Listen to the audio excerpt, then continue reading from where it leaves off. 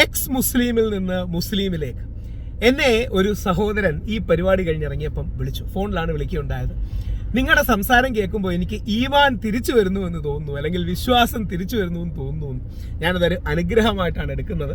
ഈ പരിപാടിയിൽ ഞാൻ കോഴിക്കോടാണ് ഇപ്പോൾ. കോഴിക്കോട് പ്രവാചകൻ മുഹമ്മദ് നബി സല്ലല്ലാഹു അലൈഹി വസല്ലത്തിന്റെ സ്മരണ ഉണർത്തുന്ന ഈ പരിപാടിയിൽ പങ്കെടുത്തു. അതിൽ സയ്യദ് സാദിഖ് അലി ശിഹാബ് തങ്ങൾ അടക്കമുള്ള ഒരുപാട് പ്രമുഖരായ ആൾക്കാർ, മുനീർ സാഹിബ് അടക്കമുള്ള ഒരുപാട് പേര് വരുന്നുണ്ട്. ശ്രീ നാസർ ഫൈസി കൂടത്തായിയോടൊപ്പം ഗംഭീര പ്രഭാഷകനാണ്. അതേപോലെ ഗംഭീര പ്രഭാഷകനായ ഓണംപള്ളി ശ്രീ മുഹമ്മദ് ഫൈസി അവരോടൊപ്പം ഒക്കെ ഈ പരിപാടിക്ക് പങ്കെടുത്ത് ഞാൻ ഇറങ്ങുമ്പോൾ ഈ സുഹൃത്ത് എന്നെ വിളിച്ചിട്ട് പറഞ്ഞു, എൻ്റെ ലിയാക്കത്തുമായിട്ടുള്ള ഡിബേറ്റ് കണ്ടു, എനിക്കങ്ങനെ ഈമാനിലേക്ക് തിരിച്ചു പോകണമെന്ന് ആഗ്രഹമുണ്ട്. അതിന് ശേഷമാണ് ഞാൻ റെക്കോർഡ് ചെയ്ത് തുടങ്ങിയത്. അദ്ദേഹത്തോടുള്ള കോൺവെർസേഷനാണ് കൊടുക്കുന്നത്. കുറച്ച് ഭാഗങ്ങൾ കട്ട് ചെയ്യുന്നുണ്ട്. അദ്ദേഹത്തിൻ്റെ പേര്, ഐഡൻറ്റിറ്റി റിവീൽ ചെയ്യുന്ന കാര്യങ്ങൾ കട്ട് ചെയ്യുന്നുണ്ട്. പകരം എൻ്റെ ഒരു അഭ്യർത്ഥന, ഞാൻ അദ്ദേഹത്തോട് അഭ്യർത്ഥിച്ചത്, അങ്ങ് വിശ്വാസത്തിൻ്റെ പാതയിലേക്ക് തിരിച്ചു പോവുക. നമ്മൾ വിശ്വാസികൾക്കിടയിൽ തെറ്റുകൾ ഉണ്ടായിട്ടുണ്ടാകാം, ഇരുമ്പിൽ തുരുമ്പ് പിടിക്കുന്ന പോലെ പ്രശ്നങ്ങൾ ഉണ്ടായിട്ടുണ്ടാകാം. പക്ഷേ ഉള്ളിൽ നിന്നുകൊണ്ട് നമ്മൾ ശുദ്ധീകരിക്കണം. വെളിയിൽ പോയി കുറ്റം പറയുന്നതും അധിക്ഷേപിക്കുന്നതും അപഹസിക്കുന്നതും അല്ല നമ്മൾ വേണ്ടത്. എക്സ് മുസ്ലിമോ എക്സ് ഹിന്ദുവോ എക്സ് ക്രിസ്ത്യാനിയോ ആകുക അല്ല വേണ്ടത്. ശ്രീനാരായണ ഗുരുദേവൻ പറഞ്ഞ പോലെ മതം ഏതായാലും മനുഷ്യൻ നന്നായാൽ മതി എന്ന തത്വത്തിൽ ഉറച്ചു നിന്നുകൊണ്ട്, നമ്മുടെ മതവിശ്വാസത്തിൽ ഉറച്ചു നിന്നുകൊണ്ട്, വിശ്വാസത്തിൽ, ദൈവവിശ്വാസത്തിൽ ഉറച്ചു നിന്നുകൊണ്ട് നമ്മുടെ സമുദായത്തെയും വിശ്വാസത്തെയും ഒക്കെ അതിൽ എന്തെങ്കിലും പ്രശ്നങ്ങളുണ്ടെങ്കിൽ നവീകരിക്കുക, പരിഷ്കരിക്കുക, നന്നാക്കുക തുടങ്ങിയ കാര്യങ്ങളാണ്. ഇൻഷാ അല്ലാ അദ്ദേഹത്തിന് അതേപോലെ ഇസ്ലാം മതവിശ്വാസത്തിലേക്ക് തിരിച്ചു പോകാൻ കഴിയട്ടെ. ഞങ്ങളടക്കമുള്ള ഏത് വിശ്വാസികൾക്കും തെറ്റുകൾ പറ്റിയിട്ടുണ്ടെങ്കിൽ ചൂണ്ടിക്കാണിച്ച് അത് പരിഹരിക്കാനും, അത് കുറെ കൂടെ വിമലീകരിക്കാനും, കുറെ കൂടെ ശുദ്ധീകരിക്കാനും, അങ്ങനെ ഇരുമ്പിൽ തുരുമ്പുണ്ടെങ്കിൽ ആ തുരുമ്പ് മാറ്റി ആ ഇരുമ്പിന്റെ സംശുദ്ധി നിലനിർത്താനും കഴിയട്ടെ. പ്രാർത്ഥനകൾ. എന്താ അങ്ങേക്ക് ഒരു ഫീഡ്ബാക്ക് എന്താ? പ്രത്യേകിച്ച് അങ്ങനെ എക്സ് മുസ്ലിം കൂടി ആയതുകൊണ്ട് എനിക്ക് അതിലൊരു അറിയാൻ താല്പര്യമുണ്ട്. അല്ല, ഞാനെന്താ വെച്ചാല് ഒരു ഫിലോസഫിക്കൽ പോയിന്റ് രാഹുൽ ഈശ്വർ ജി പറയുന്നത് എന്താ വെച്ചാൽ, നമുക്കിപ്പോ ഈ അടർത്തിയെടുത്തിട്ട് നല്ല വശം, നമ്മുടെ ഒരു വ്യൂ പോയിന്റിന്റെ ഒരു പ്രശ്നം ഉണ്ട് എപ്പോഴും എനിക്ക് തോന്നാറുണ്ട്. നമ്മൾക്കിപ്പോ ഒരു കാര്യത്തിന് മോശമായിട്ട് അതിന്റെ മോശം മാത്രം കണ്ടിട്ട് അങ്ങനെ കോൺസെൻട്രേറ്റ് ചെയ്യാം, നല്ല വശങ്ങൾ കണ്ടിട്ട് കോൺസെൻട്രേറ്റ് ചെയ്യാം. ഈ അടിമത്തൊക്കെ നമ്മളിപ്പോ പറയുമ്പോ ലിയാഖത്ത് പറഞ്ഞ പോയിന്റ്സ് ഒക്കെ ഖുറാനിലുണ്ട്. അതേസമയത്ത് രാഹുൽ ഈശ്വർ പറയുന്ന പോയിന്റ്സും ഉണ്ട്. Why should we go to that side? അങ്ങനെ ഒരു ചോദ്യം ഉണ്ടല്ലേ. അപ്പൊ അതിനൊരു നമുക്കൊരു പ്രീമെഡിറ്റേറ്റഡ് ഒബ്ജക്റ്റീവ്, ഒരു ഉദ്ദേശം ഇല്ലേ എന്ന് നമുക്ക് തോന്നും. ഇപ്പൊ നിങ്ങളെ കുഴപ്പക്കാരനായിട്ട് ചിത്രീകരിക്കണമെങ്കിൽ എനിക്ക് ഞാൻ അതിന് പോയിന്റ് ഒക്കെ ആലോചിക്കാം. നിങ്ങളൊരു വലതുപക്ഷ സംഘി ഹൈന്ദവ പിന്തിരിപ്പനാണെന്നൊക്കെ വേണമെങ്കിൽ എനിക്കിങ്ങനെ അതൊക്കെ ഇങ്ങനെ ആലോചിച്ച് എന്തെങ്കിലും നിങ്ങൾ എവിടെയെങ്കിലും വല്ല ക്ഷേത്രത്തിലോ അല്ലെങ്കിൽ ഹിന്ദുമതത്തെ കുറിച്ചൊക്കെ പ്രസംഗിച്ച് എന്തെങ്കിലും എനിക്ക് വേണമെങ്കിൽ അങ്ങനെ കിട്ടുമല്ലോ. ഞാൻ ചോദിച്ചോട്ടെ, അതല്ലേ, ഞാനൊരു നല്ല വിശ്വാസിയാണ്. ഇപ്പൊ നേരത്തെ അങ്ങ് പറയുകയുണ്ടായി, അങ്ങക്ക് ഇപ്പൊ ഈമാൻ തിരിച്ചു വരുമെന്ന് തോന്നുന്നു. അതെന്താ അങ്ങനെ പറഞ്ഞത്? എന്താ എന്റെ റീസൺ? അല്ല, അത് കാര്യം വെച്ചാൽ അല്ല, ഞാൻ പറയുന്നത് വെച്ചാൽ നമ്മളിപ്പോ ഞാനൊരു വളരെ കൺസർവേറ്റീവ് ആയിട്ടുള്ള ഒരു മുസ്ലിം ഫാമിലിയിൽ, എന്റെ ഫാദർ ഒരു പുരോഹിതനാണ്, ഒരു ഇസ്ലാമിക പണ്ഡിതനും. ഞാൻ ചെറുപ്പത്തിൽ ദർശനമൊക്കെ അതൊക്കെ പഠിച്ചതാണ്.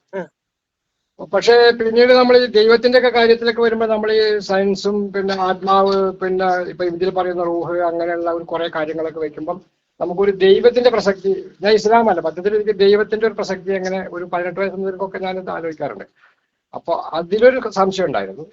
പിന്നെ ഇപ്പൊ as an ideology, as A social system എന്നുള്ള നിലയ്ക്ക് ഇസ്ലാമിനെ ഞാൻ തുടക്കത്തിൽ എനിക്ക് ഇഷ്ടപ്പെടുമായിരുന്നു സത്യം പറഞ്ഞ ഒരു ഏകദൈവ വിശ്വാസം. പിന്നെ ഞാൻ പറഞ്ഞ പോലെ പോലോക്കോട് ആശ്രമത്തിൽ വരെ പോയിട്ട് ഞാൻ ഗീതാ പ്രഭാഷണമൊക്കെ കേൾക്കാറുണ്ടായിരുന്ന മനുഷ്യനാണ് ഞാൻ. പിന്നെ നിങ്ങൾ പറഞ്ഞ പോലെ ഒരുപക്ഷെ എന്റെ സുഹൃത്തുക്കളിൽ 99% ഹൈന്ദവ വിശ്വാസികളും നല്ല ഹിന്ദുക്കളാണ്. ഇപ്പൊ രാഹുലിനെ പോലെയുള്ള നല്ല ഹിന്ദുക്കളായുള്ള ഒരുപാട് ആൾക്കാരെ എനിക്ക് സുഹൃത്തുക്കളുണ്ട്. അപ്പൊ ഞാൻ ഈ പറഞ്ഞ ഇപ്പൊ സംഗീതമൊന്നും ഒരിക്കലും, അല്ലെങ്കിൽ ഇപ്പൊ ഈ വർഗീയവാദം നിങ്ങൾ പറയുന്ന അതൊക്കെ ഒരിക്കലും നല്ല ഹിന്ദുക്കളിൽ കണ്ടിട്ടേ ഇല്ല. അത് സത്യമാണ്, ഒരിക്കലും കണ്ടിട്ടില്ല. അതുപോലെ നല്ല മുസ്ലിങ്ങളിൽ ഇപ്പോ ഇതൊന്നും കാണാറില്ല. നല്ല മുസ്ലിങ്ങളിൽ ഈ പറഞ്ഞ സാധനമൊന്നും കാണാറില്ല. അപ്പൊ നമ്മുടെ എന്താ വെച്ചാ ഈ പേഴ്സണലി എനിക്കിടയ്ക്കൊക്കെ ഒരു റോപ്പ് വാക്കിംഗ് ഇങ്ങനെ നടത്തുകൊണ്ടിരിക്കുകയാണ്, എങ്ങോട്ടും വീണേക്കാം. ഞാൻ അങ്ങോട്ട് റിക്വസ്റ്റ് പറഞ്ഞോട്ടെ, ഒരു ഹിന്ദുവായി നിന്നോട്ട് റിക്വസ്റ്റ് പറഞ്ഞോട്ടെ. അങ്ങടക്കമുള്ള ഒരു വിശ്വാസത്തിലേക്ക്, ഇസ്ലാം വിശ്വാസത്തിലേക്ക് പോവുകയും ഇനിയും കാലാന്തരത്തിൽ നമ്മുടെ ഇടയിലൊക്കെ എന്തെങ്കിലും തെറ്റ് വന്ന് കാണാം, അതിനെ ഉള്ളിൽ നിന്ന് പരിഷ്കരിക്കണ്ടേ?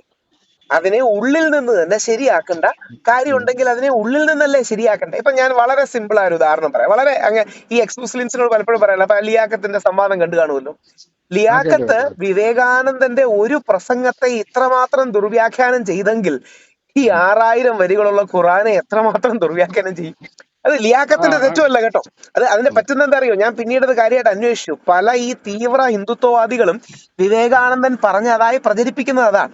പക്ഷെ ഉം. വിവേകാനന്ദൻ പറഞ്ഞതെന്ന് പറഞ്ഞാൽ രാഷ്ട്രീയത്തിന് വേണ്ടിയിട്ട് മതത്തെ പലരും മിസ്യൂസ് ചെയ്യുന്നു.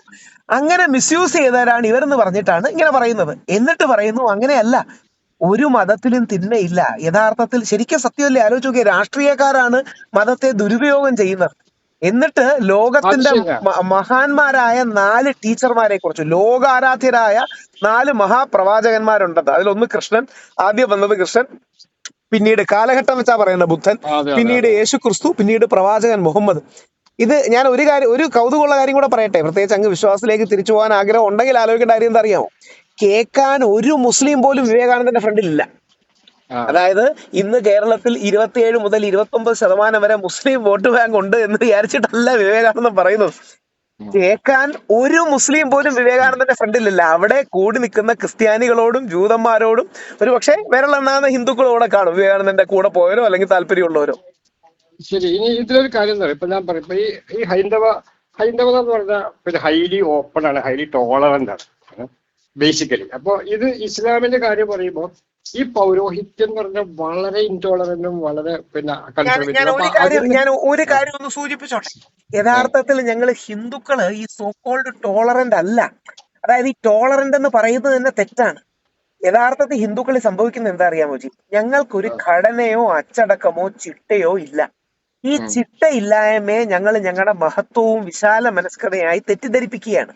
യഥാർത്ഥത്തിൽ ഇങ്ങനെയല്ല. പകരം നേരെ തിരിച്ച് ഹിന്ദു മതത്തിന്റെ മഹത്വം എന്ന് പറഞ്ഞാൽ, ഞാൻ ജനിച്ച സമുദായത്തിന്റെ മഹത്വം, ഞങ്ങൾക്ക് വലിയ ഫിലോസോഫിക്കൽ പാരമ്പര്യമുണ്ട്.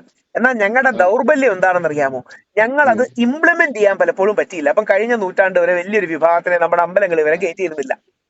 നമുക്ക് ഒരുപാട് മഹത്വം ഉണ്ട് കേട്ടോ, പക്ഷേ എന്നാൽ നമുക്ക് പോരായ്മയുണ്ട്. ഇനി ക്രിസ്ത്യാനിറ്റിയുടെ മഹത്വം എന്താണ്? യേശു ക്രിസ്തുവിന്റെ ദർശനവും സ്നേഹവും ഒക്കെ ക്രിസ്ത്യാനിറ്റിയുടെ വലിയ ശക്തിയാണ്. പക്ഷേ ചില പള്ളിയിലച്ചന്മാരെങ്കിലും 10,000-ലോ 1,00,000-ലോ ഒന്നാണെങ്കിൽ പോലും കൊച്ചു പിള്ളേരെ അടക്കം പീഡിപ്പിക്കുകയും മറ്റു കാര്യങ്ങളും ഒക്കെ ചെയ്തിട്ടുണ്ട്.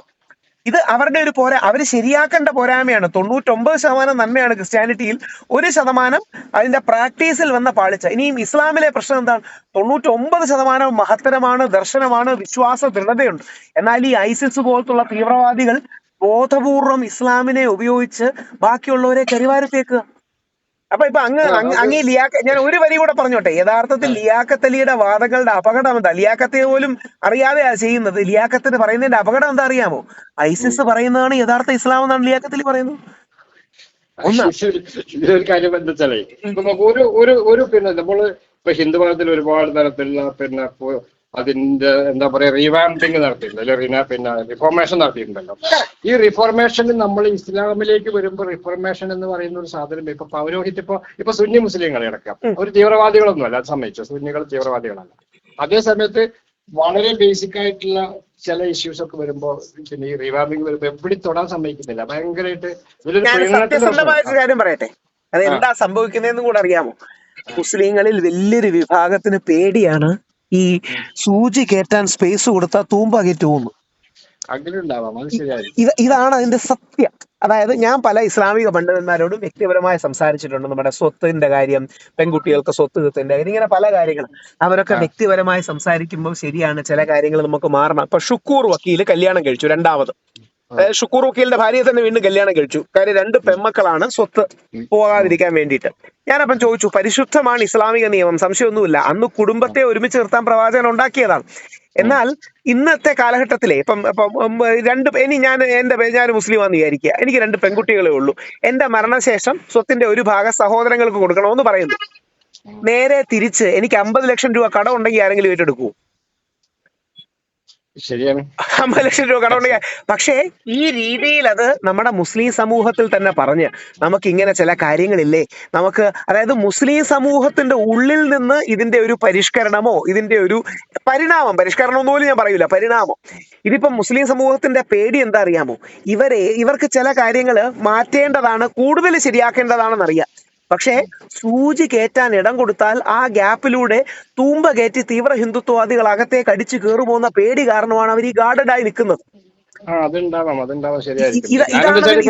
Crux of the matter. അങ്ങനെ ഉണ്ടാവും. കാരണം ഞാൻ കണ്ടിട്ടുള്ളതിൽ വെച്ച് ഏറ്റവും നല്ല മുസ്ലിം എന്റെ ഫാദർ ആയിരുന്നു. വളരെ ശുദ്ധനായിട്ടുള്ള, അപ്പൊ നമ്മൾ നല്ല ഹിന്ദുക്കൾ എന്ന് പറയുന്ന പോലെ ഒരു നല്ലൊരു മുസ്ലിമായിരുന്നു. അപ്പൊ പക്ഷെ എന്നിട്ട് നമ്മള് പൊതുരംഗത്ത് പൊതുജീവിതത്തിലേക്ക് വരുമ്പോഴത്തേക്ക് ഒരുപാട് കാര്യങ്ങൾ നമ്മൾ കാലഘട്ടത്തിന്റെ ഒപ്പം വരാതിരിക്കുക. അതുപോലെ നിങ്ങൾ പറഞ്ഞൊരു പോയിന്റ് ആണോ, ചിലപ്പോ ഇങ്ങനെ ഒരു സ്പേസ് കൊടുത്താൽ അതാണ് ശരിക്കും പറഞ്ഞാൽ അതാണ് അവരുടെ പേടി. ഞാൻ തിരിച്ച് അങ്ങോട്ട് റിക്വസ്റ്റ് ചെയ്യുന്നത് എന്താ അറിയാം, അങ്ങ് എക്സ് മുസ്ലിമിൽ നിന്ന് മാറി മുസ്ലിമിലേക്ക് പോയിട്ട് ഞാൻ എന്റെ ഇതിൽ പ്രാക്ടിക്കലി ചെയ്തൊരു കാര്യം പറയാം. ഞങ്ങളുടെ വിശ്വാസത്തിൽ നമ്മൾക്കെല്ലാം അറിയുന്ന, ഒരുപക്ഷെ അങ്ങ് ശ്രദ്ധിച്ച് കാണാനുള്ള സാധ്യതയാണ്, കേരളത്തിൽ ഏറ്റവും കൂടുതൽ ആൾക്കാർ, ഒരുപക്ഷെ ഇന്ത്യയിൽ തന്നെ ഏറ്റവും കൂടുതൽ ആൾക്കാർ വരുന്ന തീർത്ഥാടന കേന്ദ്രങ്ങളിലൊന്നാണ് ശബരിമല. എന്റെ മുത്തച്ഛനായിരുന്നു ശബരിമലയിലെ തന്ത്രി, ഏറ്റവും കൂടുതൽ കാലം ശബരിമല തന്ത്രി ആയിരുന്ന വ്യക്തിയാണ്. ഞങ്ങളുടെ ഏറ്റവും പ്രധാനപ്പെട്ട ചടങ്ങ് മകരവിളക്ക് മകരജ്യോതി എന്ന് പറഞ്ഞൊരു ചടങ്ങാണ്. ഒരു പക്ഷേ അങ്ങ് കേട്ട് കാണും, ജനുവരി 14 നടക്കുന്നതാണ്. അപ്പൊ ഈ മകരവിളക്ക് മനുഷ്യൻ കത്തിക്കുന്നതാണോ ദൈവം കത്തിക്കുന്നതാണോ എന്ന് പറഞ്ഞ് വർഷങ്ങളായിട്ടൊരു തർക്കവും കാര്യങ്ങളും നിലനിൽക്കുന്നുണ്ടായിരുന്നു. ഞങ്ങൾ വിശ്വാസികളെല്ലാം അത് ദൈവം കത്തിക്കുന്നതാണെന്ന് പറഞ്ഞു. എന്നാൽ നിരീശ്വരവാദികൾ അതിനെതിരെ സുപ്രീം കോടതി വരെ പോയി. എന്താ പറയണേ, ദൈവം കത്തിക്കുന്നതല്ല മനുഷ്യൻ കത്തിക്കുന്നതാണ് എന്നൊക്കെ പറഞ്ഞു പോയി. ഞാൻ ഈ വിഷയം പഠിച്ചപ്പോ എന്താ സംഭവം എന്ന് പറഞ്ഞാല്, ആകാശത്തൊരു നക്ഷത്രം വരും, അതാണ് മകരജ്യോതി. മകരവിളക്കെന്ന് പറയുന്നത് നമ്മുടെ ആദിവാസികൾ പണ്ട് കാട്ടിനുള്ളിൽ തെളിയിച്ചുകൊണ്ടിരുന്നതാണ്. ഇതിനെ 1950 ചെന്ന് നമ്മുടെ കേരള പോലീസും നമ്മുടെ KSEBക്കാരും കേരള പോലീസും ദേവസ്വം ബോർഡുകാരും കൂടെ നമ്മുടെ ആദിവാസികളെ അവിടെ നിന്ന് അടിച്ചിറക്കി. എന്നിട്ട് അവര് ഇന്ന് ഈ സാധനം ചെയ്തുകൊണ്ടിരിക്കുകയാണ്. ഇതാണ് യഥാർത്ഥത്തിൽ സംഭവിച്ചത്. ഞാൻ എന്ത് ചെയ്തു എന്ന് പറഞ്ഞാൽ, ഇത് ഭയങ്കര വിവാദമായി, 106 പേര് മരിച്ചൊരു സംഭവം ഉണ്ടായി, നമ്മുടെ പുല്ലുമേട് ദുരന്തം. അപ്പൊ അങ്ങനെ വലിയ വിവാദമായി. ഞാൻ അതിന് മുമ്പ് തൊട്ടേ നിലപാടുണ്ട്. ഞാൻ അപ്പം വളരെ ശക്തമായിട്ട് പറഞ്ഞു, മകരജ്യോതി ആകാശത്തെ നക്ഷത്രമാണ്, മകരവിളക്ക് ദീപാരാധനയാണ്. ഇലയ്ക്കും മുള്ളിനും കേടില്ലാതെ നമ്മുടെ വിശ്വാസികൾക്ക് നമ്മുടെ വിശ്വാസം നിലനിൽക്കുകയും ചെയ്യും. എന്നാൽ നമ്മുടെ ഇടയിൽ എന്തെങ്കിലും തെറ്റിദ്ധാരണകൾ ഉണ്ടെങ്കിൽ അത് പരിഷ്കരിക്കാം. എനിക്കത് ചെയ്യാൻ പറ്റിയതേ ഞാൻ വിശ്വാസി ആയോണ്ടാണ്, ഞാൻ വിശ്വാസികൾക്ക് വേണ്ടി ഫൈറ്റ് ചെയ്യുന്നോണ്ടാണ്. പിന്നെ യുക്തിവാദികൾ വലിയ രീതിയിൽ ഫൈറ്റ് ചെയ്യാറുണ്ട്. ഇനി ഞാനത് പഠിക്കാൻ പോയത് ഒരു യുക്തിവാദിയുടെ വീട്ടിലാ. ധനുവച്ചപുരം സുകുമാരൻ എന്നാണ് പുള്ളിയുടെ പേര്. അന്നത്തെ യുക്തിവാദി സംഘം സെക്രട്ടറി ആയിരുന്നു, സെക്രട്ടറി പ്രസിഡന്റ് എന്തോ ആയിരുന്നു.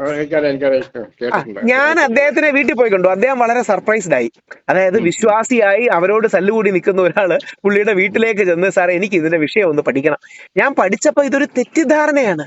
അതായത് എന്ത് പറ്റിയെന്ന് പറഞ്ഞാൽ, ഇപ്പൊ മുസ്ലിം സമൂഹത്തിലുള്ള അതേ പ്രശ്നമാണ്. ഞങ്ങളുടെ ഇടയിലുള്ള എല്ലാവരും പറയും, ആവശ്യമില്ലാതെ മകരജ്യോതി മകരവിളക്ക് എന്ന വാക്ക് പോലും മിണ്ടണ്ട, നിനക്കൊന്നും വിശ്വാസം ഇല്ലെങ്കിൽ പോടാ എന്ന് പറയുന്ന ആറ്റിറ്റ്യൂഡായിരുന്നു പണ്ട്. എന്നാൽ അത് ശരിയല്ല. കാര്യം ആകാശത്തെ നക്ഷത്രം വേറെ, ഈ ഞങ്ങൾ ഹിന്ദുക്കൾക്ക് അമ്പലത്തിൽ ദീപം തെളിയിക്കുന്ന ഒരു രീതിയുണ്ട്, ദീപാരാധന എന്നൊക്കെ പറയുന്ന ഒരു സാധനം ഉണ്ടല്ലോ. ഇത് പണ്ട് ആദിവാസികൾ ചെയ്തിരുന്നതാണ്. അങ്ങ് വിശ്വാസിയായി ഉള്ളിൽ പോയി ഇനി എന്തെങ്കിലും നമ്മുടെ വിശ്വാസത്തിൽ ഇരുമ്പിൽ തുരുമ്പ് പിടിക്കുമല്ലോ, ഞാനൊരു വിദ്യാർത്ഥി കൂടിയാണ്, ഞാനൊരു അഗ്നോസ്റ്റിക് എന്നുള്ള നിലയ്ക്ക് ഞാൻ അതാ പറയണേ. എന്റെ റിക്വസ്റ്റില് നമ്മൾ എല്ലാവരും എന്നും അന്വേഷികളായിരിക്കണം. അതായത് സീക്കർ എന്നൊക്കെ പറയുമല്ലോ, അന്വേഷി, സീക്കർ. നമ്മളിപ്പോ എവിടെയും അവസാനിപ്പിച്ചിട്ട് നമ്മളെ പറയുന്നതിൽ ഒന്നിനും ഒരു പരിപൂർണതയിലല്ലോ നിൽക്കുന്നത്. അതെ, ഞാനൊരു വിശ്വാസിയായിട്ട് അങ്ങോട്ട് എന്റെ അഭ്യർത്ഥന എന്താ അറിയാമോ, അങ്ങടക്കം ഈ അതായത് സാധാരണക്കാരെ, പാവപ്പെട്ട സാധാരണക്കാര് എന്താ പറയുക, യുക്തി ചിന്തയൊന്നുമല്ല. അവന് പ്രവാചകനെ മോശം പറയുമ്പോൾ അവന് വിഷമം തോന്നും, ഖുറാനെ മോശം പറയുമ്പോൾ അവന് വിഷമം തോന്നും. നമ്മുടെ ആരിഫ് ഹുസൈനൊക്കെ പേപ്പട്ടി മതമാണെന്നൊക്കെ പറയുമ്പോൾ എനിക്കിഷ്ടപ്പെടും. ആരിഫിനെ നമുക്ക് ഒരിക്കലും ഇതാക്കാൻ പറ്റില്ല. നമുക്ക് ലിയാഖത്ത് സൗമ്യനാണ്, താങ്കളെ പോലെ സൗമ്യനാണ്. വസ്തുതകൾ പുള്ളിയുടെ വിശ്വാസങ്ങൾ മാത്രം പറയുന്നതാണ്. ആരിഫിനെ എനിക്കിപ്പോ നിങ്ങളെ പോലെ രാഹുലീശ്വരനെ പോലെ ഉള്ള വിശ്വാസികളെ കൊണ്ട് നമ്മുടെ ലോകം നിറയുകയാണെങ്കിൽ സന്തോഷം. അല്ല, ഇനി ഒരു കാര്യം കൂടെ ഉള്ളൂ. ഞാൻ സ്ഥിരം നമ്മുടെ മുസ്ലിം സഹോദരങ്ങളോടും എക്സ് മുസ്ലിംസിനോടും പറയാറുണ്ട്, നമ്മുടെ നാട്ടിൽ ഇസ്ലാമോഫോബിയ കൂടിയാൽ നീ എക്സ് മുസ്ലിം ആണോ മുസ്ലിം ആണോ എന്നുള്ള വ്യത്യാസമൊന്നുമില്ല. അവർക്ക് അതാണ് എനിക്ക് ലിയാഖത്തിന്റെ ഒരു കാര്യത്തിൽ ഇഷ്ടം. അതായത് കുറെ കൂടെ ന്യൂവാൻസ് ഉണ്ട്. നമ്മുടെ ആരിഫ്ജിയെ കാട്ടി, ആരിഫിന് നല്ല എനർജിയാണ്, പക്ഷെ ലിയാഖത്ത് കുറച്ചുകൂടെ സൂക്ഷ്മതയോടെ സംസാരിക്കും. അല്ല, ആരിഫിനെ കമ്പയർ ചെയ്യാനേ പറ്റില്ല കേട്ടോ, ലിയാഖത്തുമായിട്ട് കമ്പയർ ചെയ്യാനേ പറ്റില്ല എന്ന് എനിക്കത്. നമുക്ക് അവര് രണ്ട് ബ്രീഡാണ് ശരിക്കും. അപ്പൊ അല്ല, രണ്ടുപേരും സുഹൃത്തുക്കളാണ്. പക്ഷെ പ്രശ്നം നമ്മുടെ എല്ലാം മതവിശ്വാസത്തിനുള്ളിൽ നിന്ന് അതിനെ നവീകരിച്ച് പരിഷ്കരിച്ച്, ഞാൻ അങ്ങനെ ഒരു കാര്യം കൂടെ പറയാം, അങ്ങനെ കൗതുകം തോന്നുന്നൊരു കാര്യം പറയാം. ഈ വിവേകാനന്ദ സ്വാമികളെ കേട്ടിട്ടുണ്ടല്ലോ, നമ്മൾ സ്ഥിരം, ഞാൻ രസകരമായ ഒരു കാര്യം പറയാം, എനിക്ക് ശ്രദ്ധിക്കാൻ കഴിയുന്ന കാര്യം, കർമ്മം എന്ന് നമ്മൾ എന്ത് പറയുമല്ലോ, നിന്റെ കർമ്മം നന്നാവണം. ഇപ്പൊ മുസ്ലിങ്ങളും ഹിന്ദുക്കളും ക്രിസ്ത്യാനികളും എല്ലാം കർമ്മം എന്ന വാക്ക് ഉപയോഗിക്കാറുണ്ട്. കർമ്മം നന്നാവണം, കർമ്മയോഗിയാണ് അബ്ദുൽ കലാം എന്നൊക്കെ പറയാറില്ലേ. ശരിക്കും പണ്ട് ഞങ്ങളുടെ ഹിന്ദു ടെർമിനോളജിയിൽ കർമ്മം എന്ന് പറഞ്ഞ അർത്ഥം ഈ ചെയ്യുന്ന ആചാരാനുഷ്ഠാനങ്ങളും പൂജകളും ക്രിയകളും ഒക്കെ ആയിരുന്നു പണ്ടൊരു കാലത്ത് കർമ്മം എന്ന് പറയുന്നത്. പക്ഷെ വിവേകാനന്ദൻ വളരെ വിദഗ്ധമായി ഒരു ബഹളവും വെക്കാതെ ആ കർമ്മം എന്ന വാക്കിനെ ഒന്ന് പുനർവ്യാഖ്യാനം ചെയ്ത് ചെയ്യുന്ന പ്രവൃത്തി എന്നാക്കി. പണ്ട് ആചാരപരമായി ചെയ്യുന്ന കാര്യങ്ങൾക്കാണ് കർമ്മം എന്ന് പറഞ്ഞിരുന്നത്. അതെ അതെ എന്നാ വിവേകാനന്ദൻ പതുക്കെ അങ്ങ് മാറ്റി കർമ്മം എന്ന് പറഞ്ഞാൽ ലോകത്ത് നമ്മൾ ചെയ്യേണ്ട നന്മകളെന്നാക്കി. ഇന്ന് നമ്മൾ കാണുന്ന പല ഹിന്ദുയിസ്റ്റിന്റെ തത്വങ്ങളും വിവേകാനന്ദനും മഹാത്മാഗാന്ധിയും കൂടെ പുനർവ്യാഖ്യാനം ചെയ്തതാ. ഇവർ പുനർവ്യാഖ്യാനം ചെയ്തു എന്ന് ബഹളം വെച്ച് പോലുമില്ല. ഒരു സൈഡിൽ കൂടെ അതങ്ങ് നടത്തിക്കൊണ്ടുപോയി. അതങ്ങ് നന്മവൽക്കരിച്ചാൽ മതി. ആ ഇരുമ്പിനെ തുരുമ്പും അല്ലെങ്കിൽ നമ്മുടെ വീട് ഇടിഞ്ഞു ഒളിഞ്ഞ് കിടക്കുകയാണെങ്കിൽ പുനർനിർമ്മിച്ചാൽ മതി. അപ്പൊ അതിന് ദൈവം അങ്ങേക്ക് ശരിയാണ് ശരിയാണ് ശരിയാണ്. കർമ്മം നമ്മളിപ്പോ മരണാനന്തര കാര്യങ്ങളൊക്കെ ചെയ്യുന്നതിനൊക്കെ മുമ്പ് കർമ്മം അതിന്റെ അവസാനം അതായിരുന്നു പണ്ടത്തെ അർത്ഥം. ഇന്ന് അതിന് ഒരു സോഷ്യൽ പ്രവൃത്തി, സാമൂഹിക നന്മ, ബാക്കിയുള്ളവരെ സപ്പോർട്ട് ചെയ്യുന്നു, പുണ്യം തുടങ്ങിയ അർത്ഥം കൂടെ വരുന്നത് വിവേകാനന്ദന്റെ ഒക്കെ കാലഘട്ടത്തിന് ശേഷം. അപ്പൊ നമ്മൾ ബേസിക്കലി ചെയ്യേണ്ടത് ആൾക്കാരെ നന്മയിലേക്ക് കൊണ്ടുവരിക, ഒരു മതസൗഹാർദ്ദം ഉണ്ടാകുക, ഇന്ത്യയുടെ കൊടിയിലെ 3 നിറങ്ങൾ പോലെ നമ്മളൊരു നിറത്തിന്റെ പുറത്തങ്ങ് പോവുക. അപ്പൊ എന്തായാലും അങ്ങക്ക് എല്ലാ ആശംസകളും. ഞാൻ നിങ്ങളുടെ എനിക്ക് അത്ഭുതം എന്നല്ല, ഇത്രയും തിരക്കുള്ള ഒരാളെ വിളിച്ചാൽ കിട്ടുന്നു, സംസാരിക്കാൻ സമയം കണ്ടെത്തുന്നു. അത് പിന്നെ അതൊക്കെ അങ്ങേപ്പോലുള്ളവർ വേണം. ഞാൻ അതുകൊണ്ടാ നമ്മുടെ കോൺവെർസേഷൻ ഞാൻ ഡോക്യുമെന്റ് ചെയ്യും. അങ്ങ് ഇനിയും വിളിക്കണം. അങ്ങയുടെ ആ കാഴ്ചപ്പാടിന്റെ ഭാഗമായിട്ട്. ഇനി ഒരു കാര്യം കൂടി ഞാൻ കൗതുകത്തോടൊരു കാര്യം കൂടെ പറയാം. ഇപ്പൊ അങ്ങ് വിളിച്ചതും ഞാൻ ഈ നിമിത്തത്തിലും ദൈവത്തിലും ഒക്കെ വിശ്വസിക്കുന്ന ആളാ. ഞാനിപ്പോ നമ്മുടെ കോഴിക്കോട് പ്രവാചകൻ മുഹമ്മദ് നബിയുടെ 1500-ാം വർഷം നബിദിനത്തോടു കൂടി അനുബന്ധിച്ചൊരു ചടങ്ങിൽ പങ്കെടുത്തിട്ട് ഇറങ്ങുമ്പോഴാണ് താങ്കൾ വിളിക്കുന്നത്. അതുകൊണ്ട് കൂടുതൽ അന്വേഷിക്കുക. ഞാൻ വിളിക്കാം. എനിക്ക് വേറൊരു കോൾ വരുന്നുണ്ട്. ഞാൻ ഒരു സെക്കൻഡ്.